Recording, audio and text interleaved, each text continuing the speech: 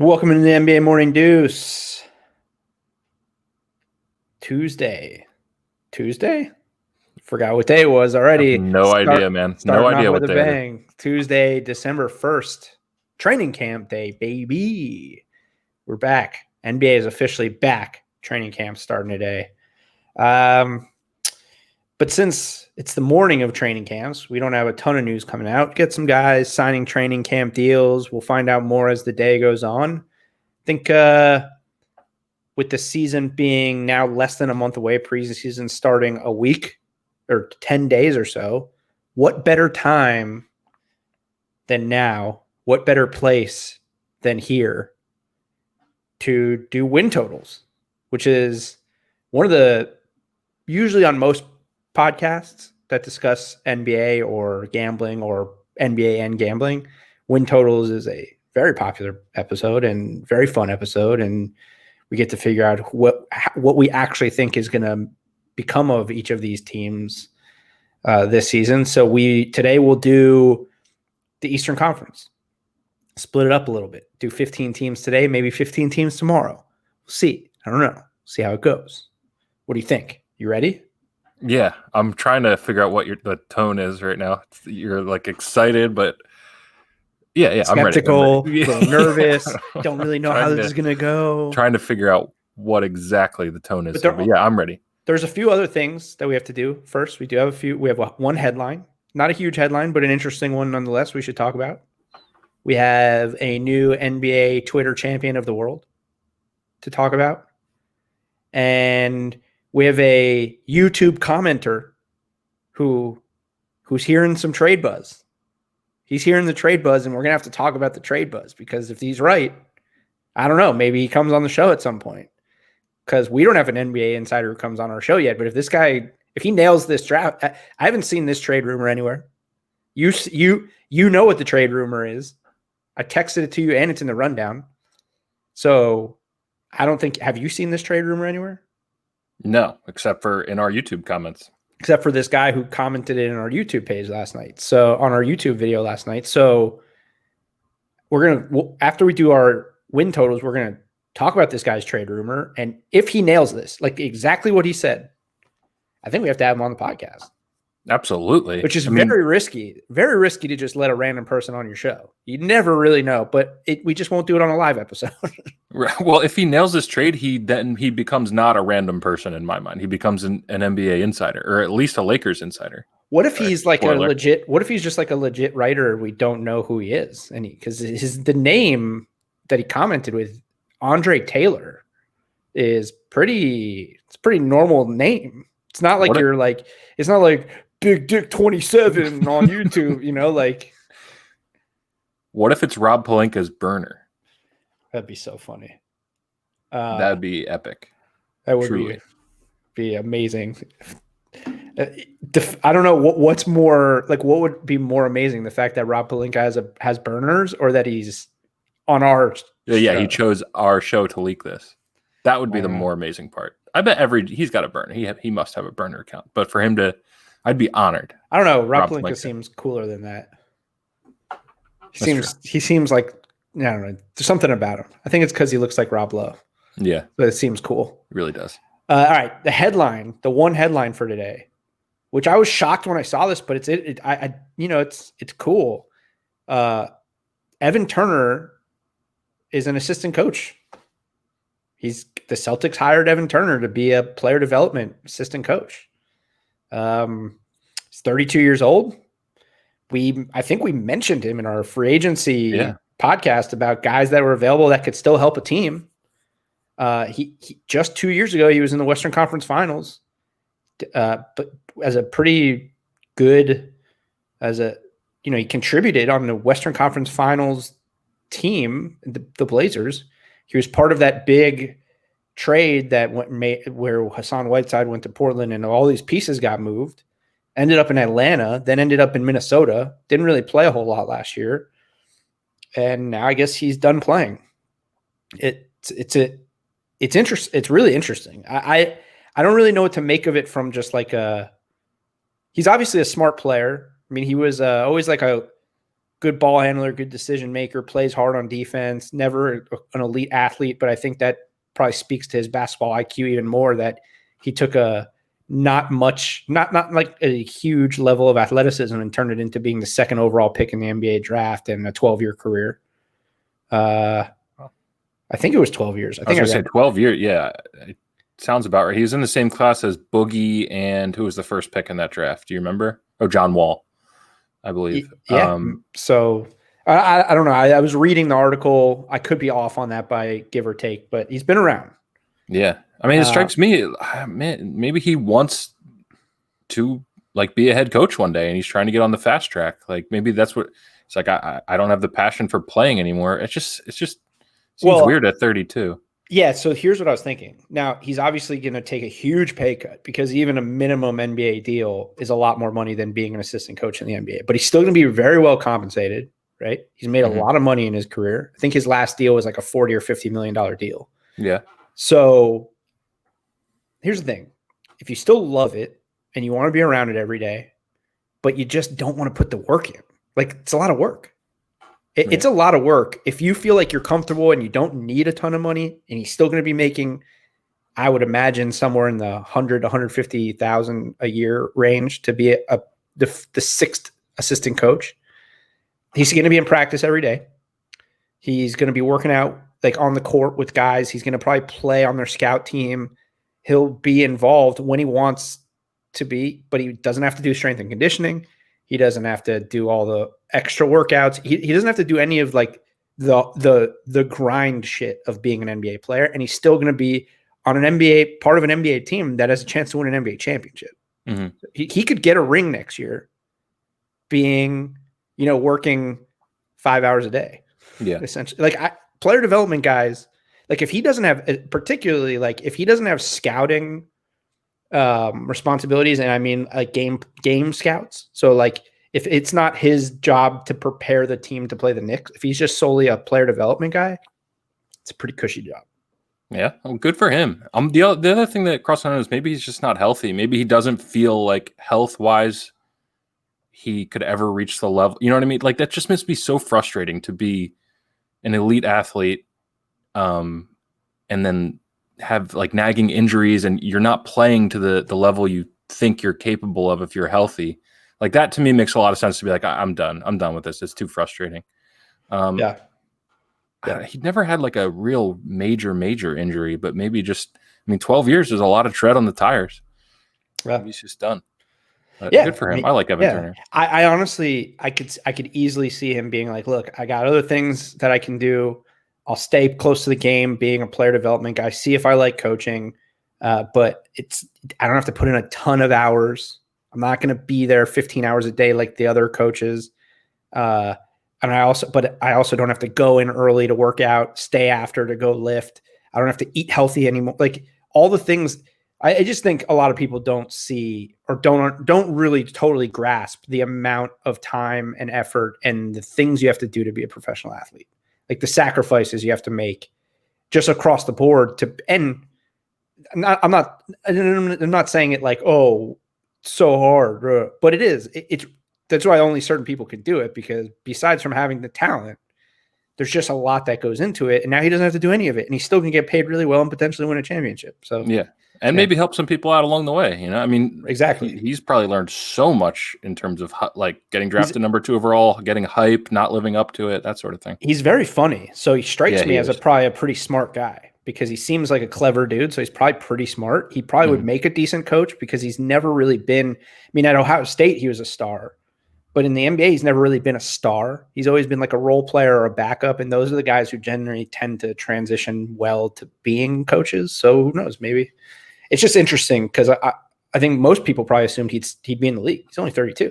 Yeah, we did. Yep. Yeah. So good for him. I think it's a cool story.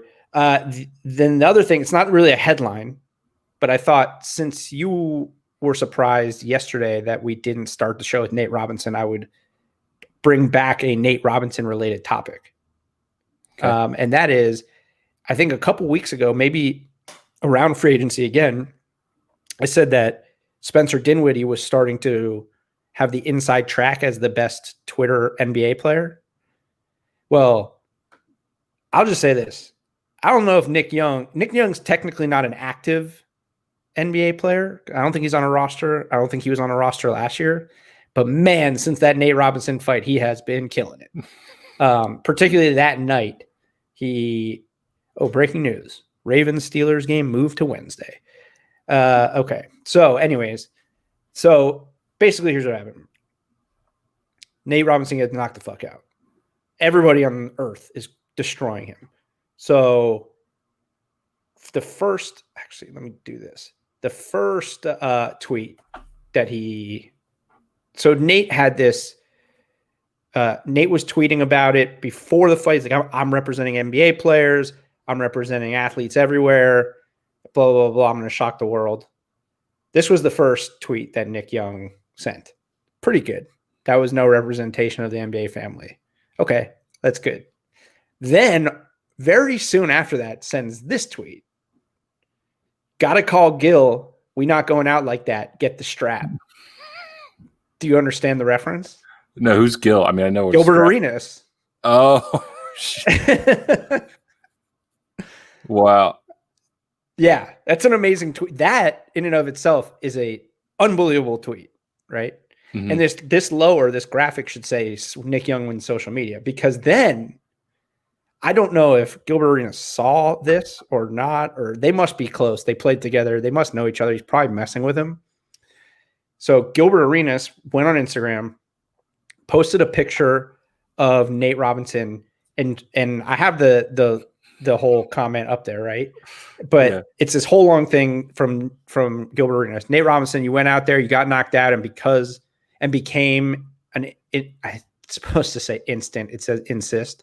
An instant meme. Now get back in the lab. That ass whooping was no different than the first time you had to guard AI, Marbury, Baron Davis, me. We beat that ass and didn't stop you from putting on the jersey, blah, blah, blah. This whole long thing, right? About getting back after it and bounce back and all this stuff. Nick Young responds, Gil, after Braun tapped your chest and made you miss them 2 free throws, we've been waiting for you to bounce back. Now, oh my God. For the people who don't know what he's talking about, in the 2006 playoffs, the Cavs were leading the Wizards 3-2 in the series, but they were up. The Wizards were up in game 6, 113, 112 in overtime. And LeBron apparently went up to Arenas and said, if you miss these 2, you know who's going to make it. And then the Cavs ended up winning the game. And Arenas missed both free throws. And apparently his career was never really the same after that. Like, he played, but he's never really the same. And Nick Young says, after Braun tapped your chest and he made you miss those free throws, we've been waiting for you to bounce back. That is brutal. And it hits really hard for Gilbert Arenas. Like that, I doubt he just shrugs that one off, because that's unbelievable. Pretty so Nick Young, funny. Congratulations to Nick Young for winning Twitter, at least for now. By the way, I don't know. I think I've mentioned this to you before, maybe not. Baron Davis has a show that was on, I don't know what network it was on, but it was on Hulu. It was like an 8-episode sitcom kind of thing. Yeah. Hilarious show. And there's an episode in it where Nick Young's in it, and he's hilarious. What's the show called? I want to watch. God, I'll look it up while we're doing the pod, but I don't remember off the top of my head, but it's very funny. Hold on, Baron Davis, IMDb. But it's very funny. Like Baron Davis has this guy who's his protege, and he treats him like shit. So the guy, at one episode, he leaves Baron Davis and becomes Nick Young's protege. And Nick Young lives like in a mansion that looks like lives in a house that looks like a castle, and he's acting like he's like a king. And at one point, he's like gonna shoot an apple off of the guy's head with a crossbow. The whole thing is it's like perfect Nick Young character. Yeah, it doesn't even sound. He might not be acting. It was very funny. Let's see. Baron Davis. Is this good content? Me looking up Baron Davis? Yeah, I can try to do something in the meantime. Yeah, why don't you try that? Actually, I'll keep looking, and then we'll move on to win totals. So we're gonna do win totals, and basically for those who are not entirely up on what I mean by win totals, Vegas, different books have different odds. Today we're using odds from an article from Action Network.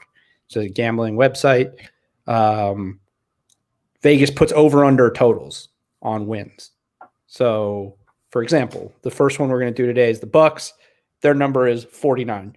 Now, this year, it's a little different, right? Because normally you'd say, oh, wow, that's low for the Bucks. But 72-game season. We got to keep that in mind as we're doing this.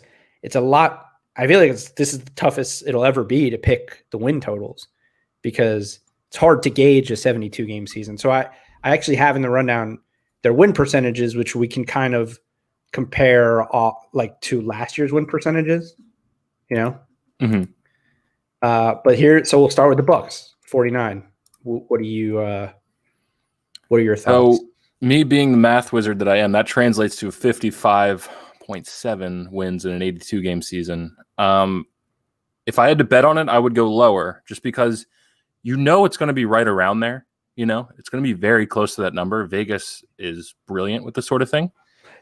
One serious injury derailed. Baron Davis's show is called WTF Baron Davis. Okay. All right. I'm going to watch that on Hulu for sure. I found it to be hilarious. Okay. So 55 wins. That's what it's 40. So it's 49, but it translates to 55 in a regular. By the way, here's last year's standings, just so we have something to compare it all to. Mm-hmm. Maybe it doesn't translate to 55 win season. Maybe my math is horrible. Regardless, I'm going under that number because you just know that it's going to be close, and one injury will derail that. If Giannis misses 2 weeks, they're not going to touch it. And we've already seen Giannis a little gimpy. I wouldn't rule out the Bucks. Well, last year they only played 73 games. Oh, that's right. Okay, so my number is correct. Yeah. Okay, gotcha.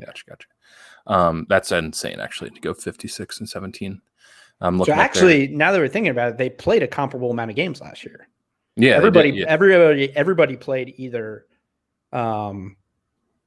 like 72, 73, right? Yeah.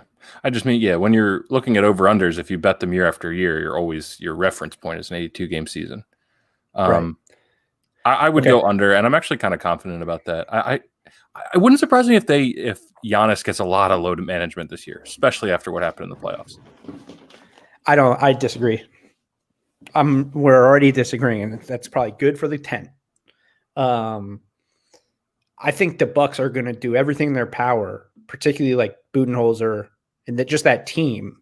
I think they're going to play their asses off the whole year because they know they got to keep Giannis happy, even if he signs the deal. I think they know they got to win a lot of games and they got to try to win in the playoffs. And I don't see them going. They won 56 games last year. Their roster got better, and they're playing the same amount of games. I don't see them going down by 7 wins or by more than 7 wins. They'd have to go down by 8 wins to be under this total. So they may not win 56 games this year, but I think they'll win. I think they'll win at least 50. Okay. I mean, which is still a big number, by the way. Yeah, that's a huge number. I mean, I don't know, 50 and 22. Yeah, I could see that. Okay. First disagreement. Yeah. All right. So you have under for the Bucks. I have over. Are you tracking this? You're gonna go back and look? Hold on. I have my notepad right here. I'll write them down as we do it. So Celtics are at 45.5. Bucks. Alex under. Joey over. What do you think about the Celtics? I'm going to go under again. I always tend to go under on the teams that have the highest numbers, just because injuries will, knock that down. If somebody loses their star player, like that number is basically shot. So, and it's going to be close to begin with. So it's basically the same argument with the Bucks.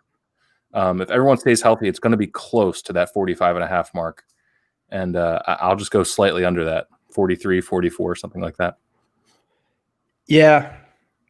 This is an interesting one too, because I think they got better too, but better for the playoffs. I think right. Mm-hmm. I not that they won't win a bunch of games in the regular season, but I think I agree.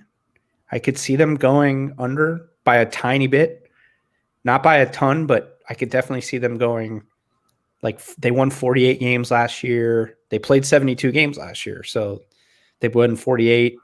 But obviously last year was different because there was that huge break in the middle because of COVID and all that stuff. Yeah, I could see it. I could see it being somewhere like 44, 45. So we both going under there. Chalk it up. All right. We have the Nets 45. I'm going under, and I'm confident with that one. I think, first of all, they're going to need time to figure it out. I wouldn't be surprised if they got off to like a really concerning start and then turn things around. Kevin Durant's going to need a lot of rest throughout the season. Kyrie Irving will do something very, very stupid at some point. I just feel like the under is a solid bet here. I'm going to probably put some of my own money on that number. Okay. They also played 72 games last year in the regular season. So Vegas has the number set at a 10-win difference with Kyrie and KD. This one's so hard because if KD's, I don't care less what happens with Kyrie. If KD is back to 90%, they're winning 45 games. In the East, KD revenge tour to prove that he's healthy. Like I could see KD, if he's totally healthy, I could see KD winning MVP this year. Yeah, no, this is definitely not a knock on KD. But MVP meaning he's gonna ball the fuck out and they're gonna win a ton of games. Yeah. But we don't know what KD is, so it's hard. It's hard to say. I have the Bucks going over 49, right, and the Celtics going under 45. Someone's got to win games, so I'm gonna go Nets over. Okay. So you're not high on anybody. No, I'm just I You also have to take into account with this the way it's broken down this year: 42 games against the East, 30 games against the West. Right. So not that they're going to win every game against the East, but it's more games against worse competition. Right. Because there's better teams in the West. I guess it's like that every year. So it's probably pretty similar, yeah. In terms of it's just not split. It's not split up. It's not split up all 42 and then all 30 every year. Yeah. Next we got the Heat, 43 wins. They won 44 games last year and they played 73 regular season games. I'm going over here. I kind of think the Heat are going to win the East. I just think that they have a great season ahead of them. I would not be shocked if they're the number one seed. Win the East. When you say win the East, the number one seed. Number one seed. Got it. Mm-hmm. So I'll go with the Heat, and also kind of what they showed in the finals when people got dinged up. Like they're a deep team, and they lost. I mean, they lost guys like Jay Crowder and who am I missing? Derek Jones Jr. But I mean, bringing in Avery Bradley, correct? Right? I mean, that's a really Avery good, Bradley and Mo Harkless. That's a really good set. Like, I don't think their depth took a hit at all. I just think this is a really sturdy team that is a good bet for the over of 43. It's going to be close, obviously. I'm not saying Heat blow this out of the water and win 49, 50 games, but that's the one over I think I'm confident about. Yeah, that's it's interesting. They were 4-6 in their last 10, which means 8 of those were in the bubble, right? In the regular season. So they weren't really great until the playoffs. Yeah, and they really turned it on. Yeah, it would almost seem like Tyler Hero and turned a corner and starting in the bubble, kind of. Yeah. This one's a tough one, too. I mean, can't go over on everybody. But I agree with you. Continuity, depth, couple good pickups. They should win. So what would 43 would mean they lost 29 games, right? 43 and 29. Yeah. It's a good season. It's a really good season, but yeah, I mean, I could see them going like 45 and 27, something like that. Yeah, I'll go over. I'll take the over. These are very unscientific decisions that we're making here. I have a whole formula. You can't see it behind my bedroom. Looks like this scene from A Beautiful Mind with all like the yarn and everything across the. Alex's formula is behind the paywall. Yeah. All right. Sixers also 43. I know where you're going. This is an under for me. And, this is a team that could, kind of peak at the right time in the playoffs and make a run, but they're going to need time to figure this out, especially with like a short abbreviated everything training camp, preseason, new pieces on the roster, new coach. That'd be pretty remarkable to me if they win over 43 games. Yeah. This is a over for me. Really? Okay. That's surprising to me. They won 43 games last year. Mm-hmm. And I think they got better. Addition by subtraction. And they have a great regular season coach. Like, he is a great regular season coach. Yeah. You're going to lose in the playoffs with Doc. You're going to win a lot of regular season games. So I think they'll win a lot of games in the regular season and probably lose in the playoffs. I think they're set up now for Ben Simmons and Embiid to have great regular seasons. Statistically, I think they'll win games. Again, it's like, I mean, how many teams can I pick to go over? Maybe I'm just not good at picking over-unders. We'll see. Yeah. I mean, this is cool that we're tracking it. Yeah, because right now I have four of the 5 teams we've done I have gone over. Yeah. We could do a pretty cool episode after the season, like what the hell were we thinking, depending on, because it seems like I don't know. I mean, it'll probably be pretty mixed in terms of the results. We've been different for the most part throughout, right?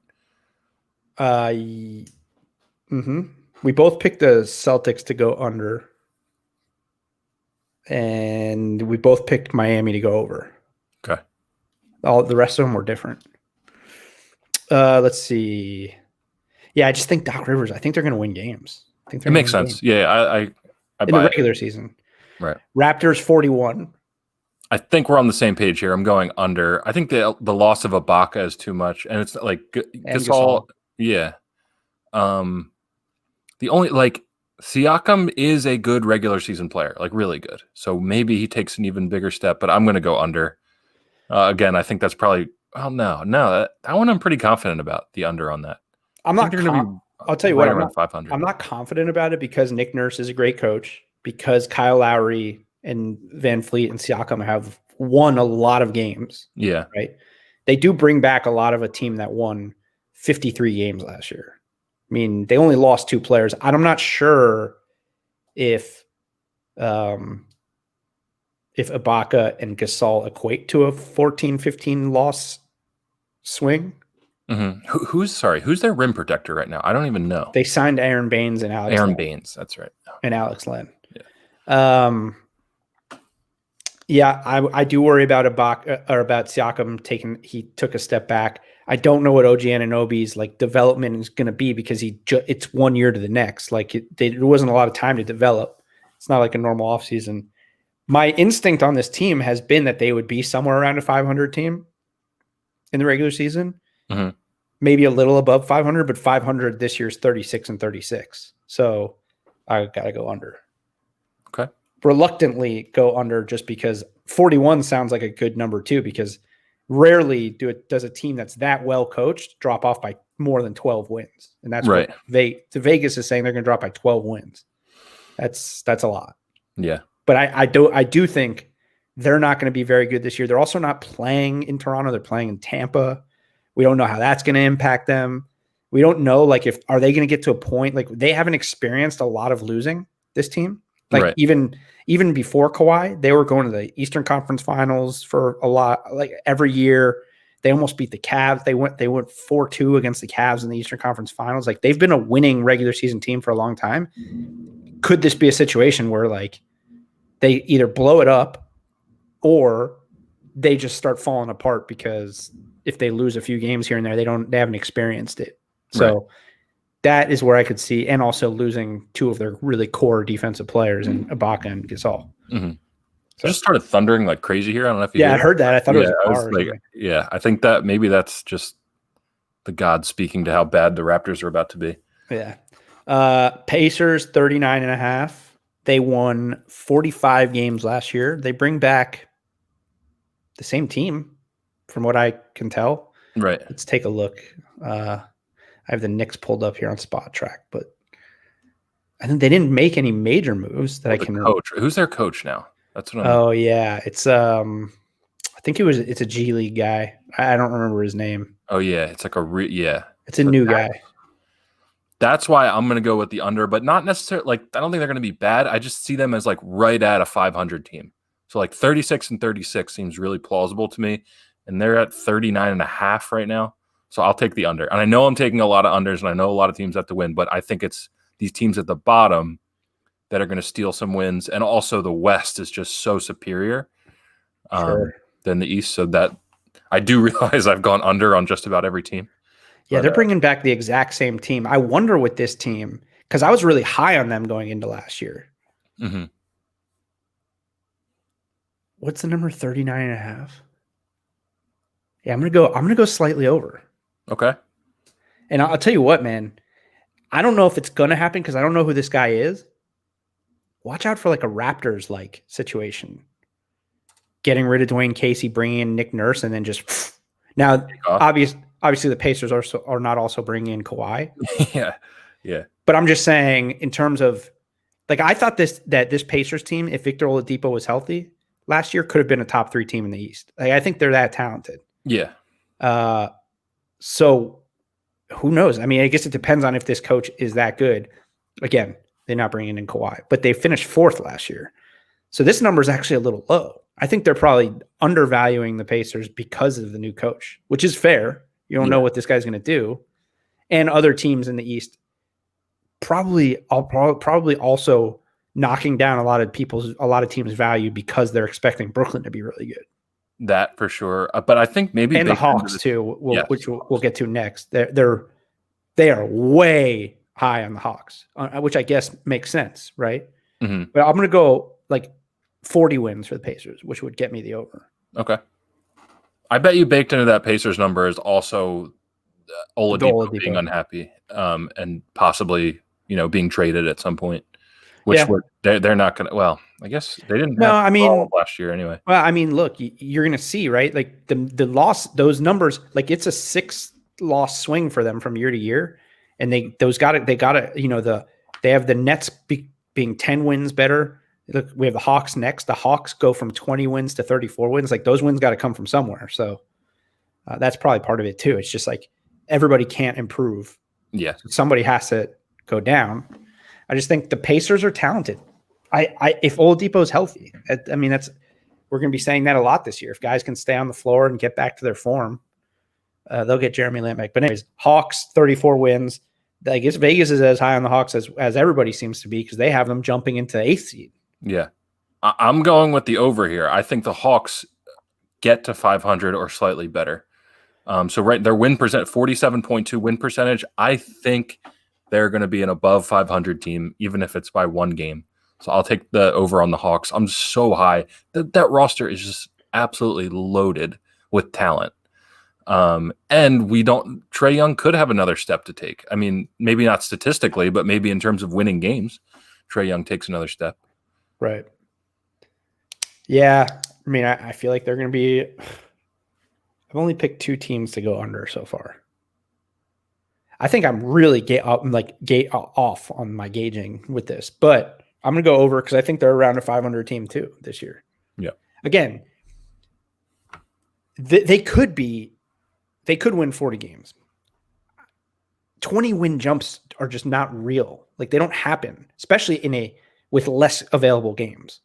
Going from 20 wins to 40 wins, if they go from 20 to 34, that's an absurd jump, even with all the improvement in their roster. So to go more than that it's still crazy. And let's not forget, like obviously the young guys are getting older. The guys they added are Rondo, Gallinari, and Bogdanovic. Good players, but they're not like the guys that bring you to like high end of your conference level. They're just good role players. So you're banking on, like you said, Trae Young, John Collins, whoever, those guys taking the next step. That being said, I still think there's a good chance they hit around 35 wins or around 500. So I got to go over, even though I've picked over on basically everyone other than the Celtics and the Raptors. You're high on everybody, Joe. You're an optimist all of a Well, sudden. I'm not high on the bottom of the East. So All right. Who we got? the Magic 31.5 wins. They were in the playoffs last year. They won 33 games. This is what I'm definitely taking the over here because they didn't get worse necessarily, right? I mean, they have very, very good player in Vucevic. Jonathan Isaac could take a step forward. Mo Bamba could take a step forward. Yeah, but Isaac got a really bad injury last year, so I don't know. Yeah. I don't know where he's at. They drafted a point guard, right? So they must not be super confident in Markelle Fultz. I don't know, man.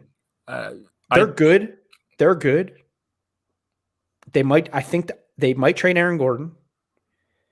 I can also see a scenario where they get to a point where they're like, we gotta make some moves here. Like we gotta get worse. They're not good. We gotta get worse. Yeah, it's true. They're fine, but I think anybody, even Steve Clifford, would probably tell you there's probably a ceiling to this team. Yeah, I don't know. Maybe that's the way they should be thinking, but they do have continuity. They have serious continuity in terms of their coaching and their best players. So I'm going over. I'm going under. Okay.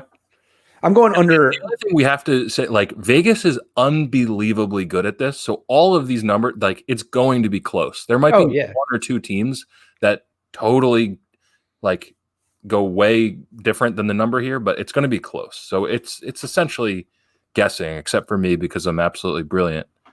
Right. I'm going Magic, or I'm going over with the Magic. I think that yeah, I agree. I think I'm saying under because I feel like they're going to get to a breaking point. Okay. That makes sense. Of like a mediocrity breaking point, which a lot of teams end up getting to. It's really hard, especially when, the next few drafts could be really good.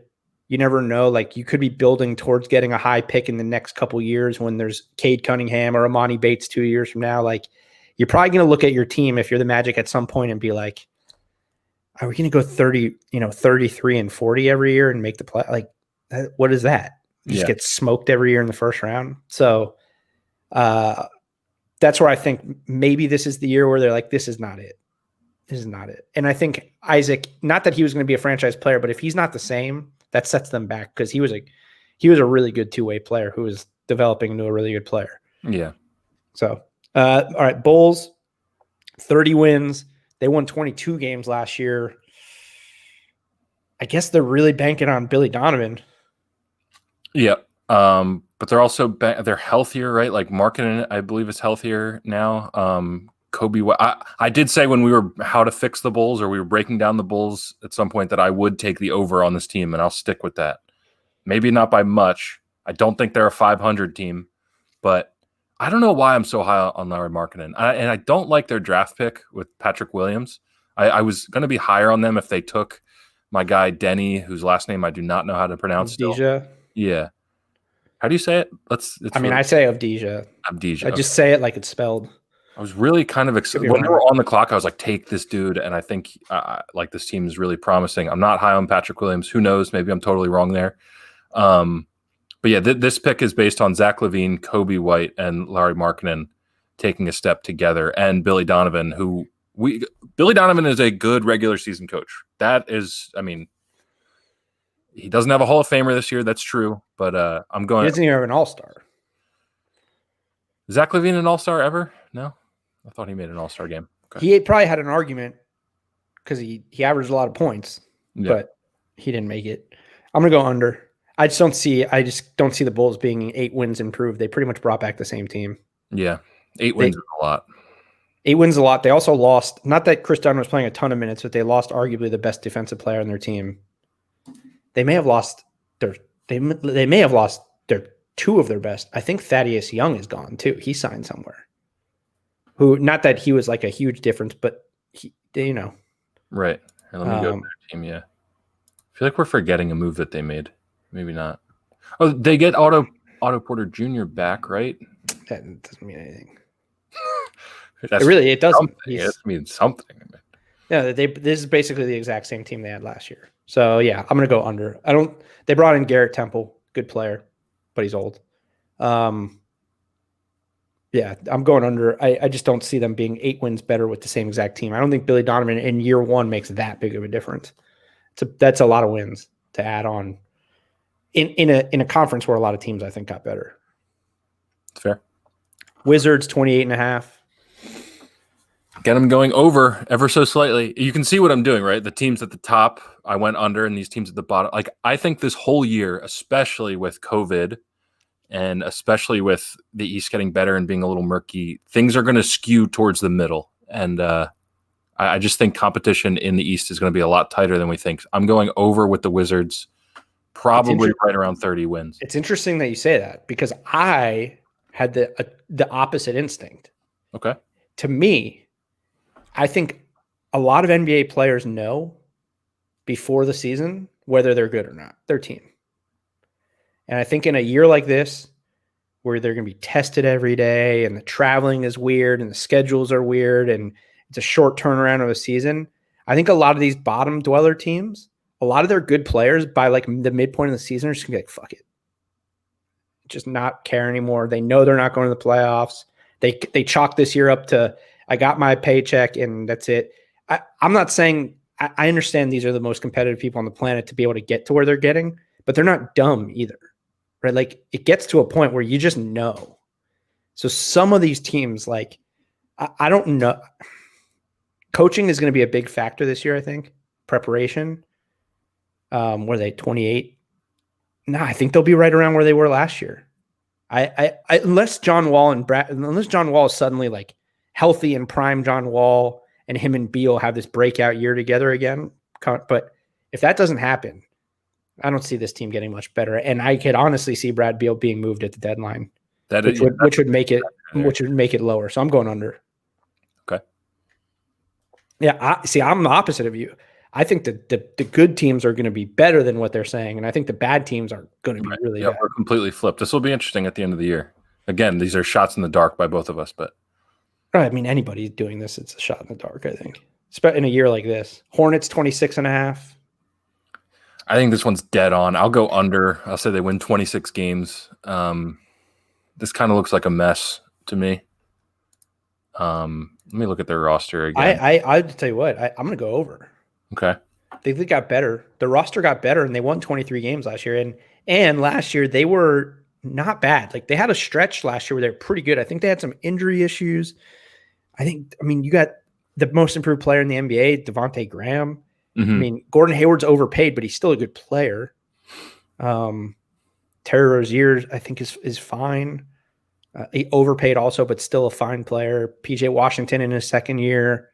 I think they can win more than 23 games.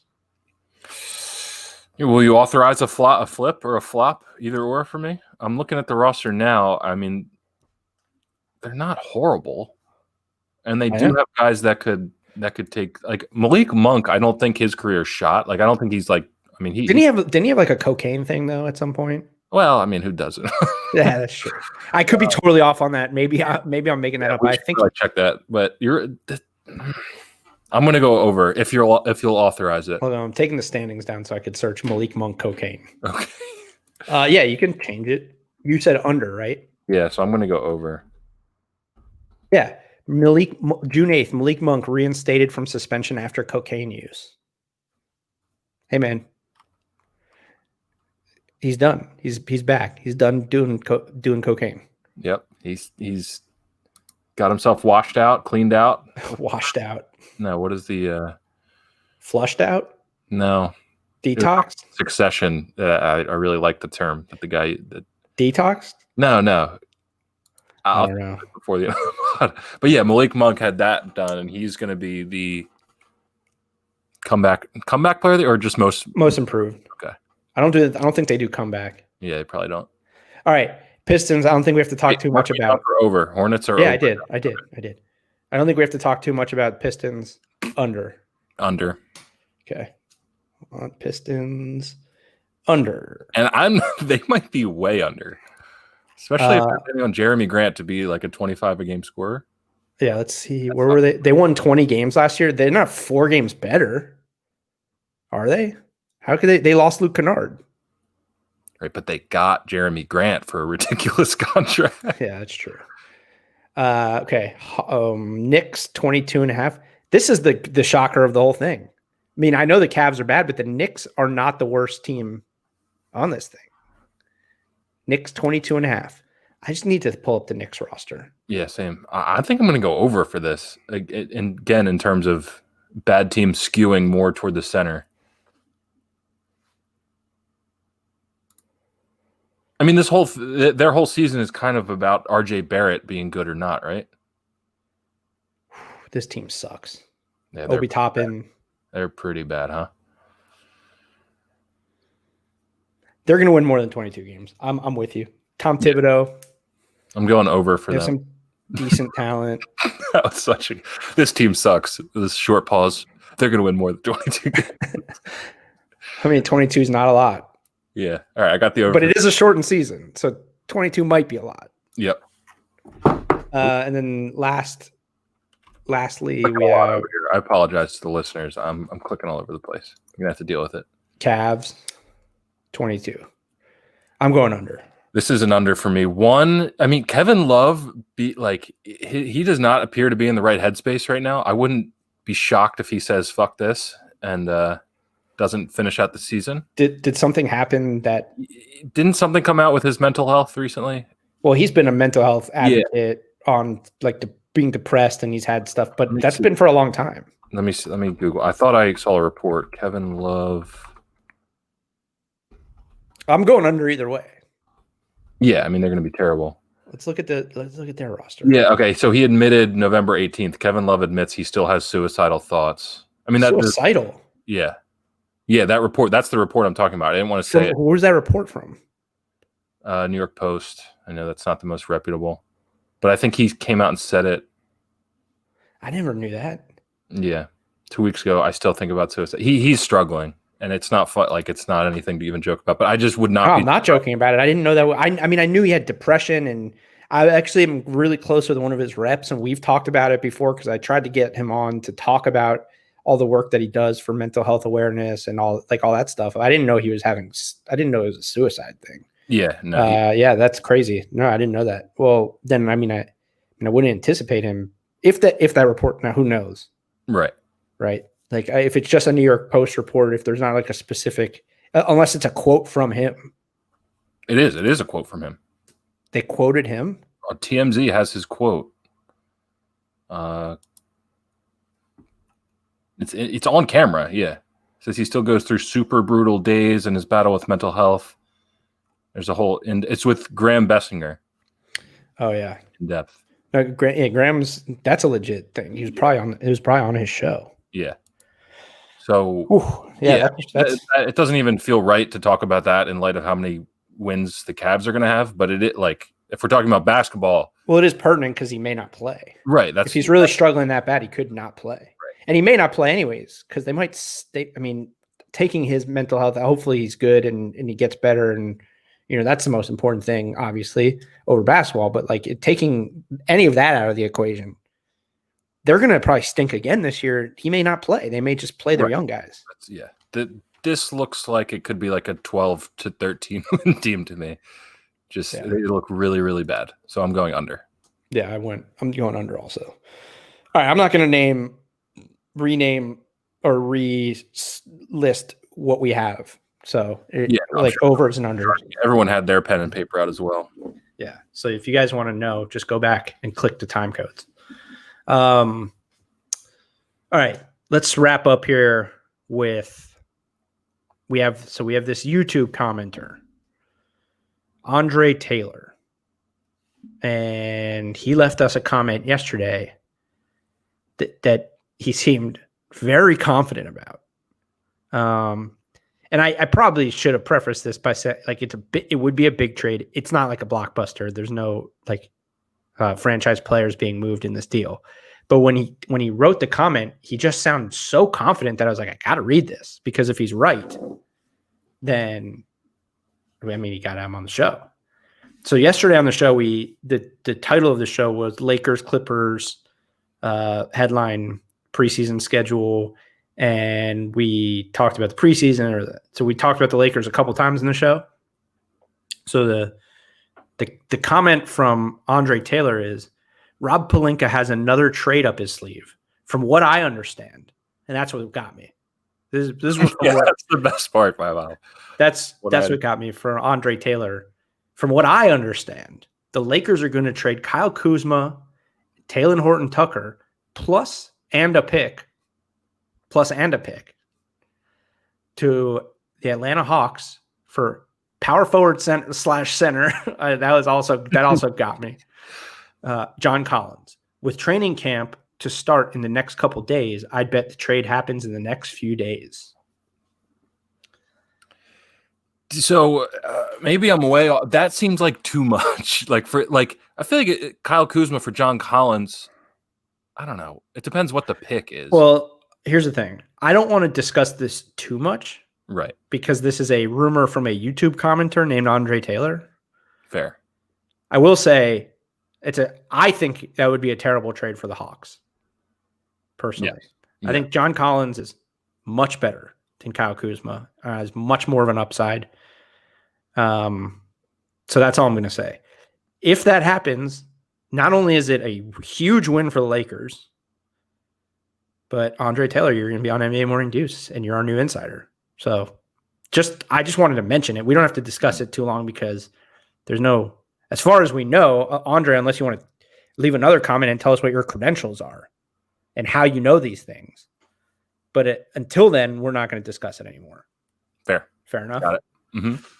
All right. That's it for today. Tomorrow, unless we'll talk about anything that comes out of training camp at the top of the show, but we'll probably also do Western Conference over-unders tomorrow. Hit that like button, baby. Keep watching. Leave more comments. If you have any questions, if you don't like our win totals, let us know. Apple Podcasts, subscribe, rate, review, leave us a comment, and we'll see you tomorrow morning. Later, people. Go Birds.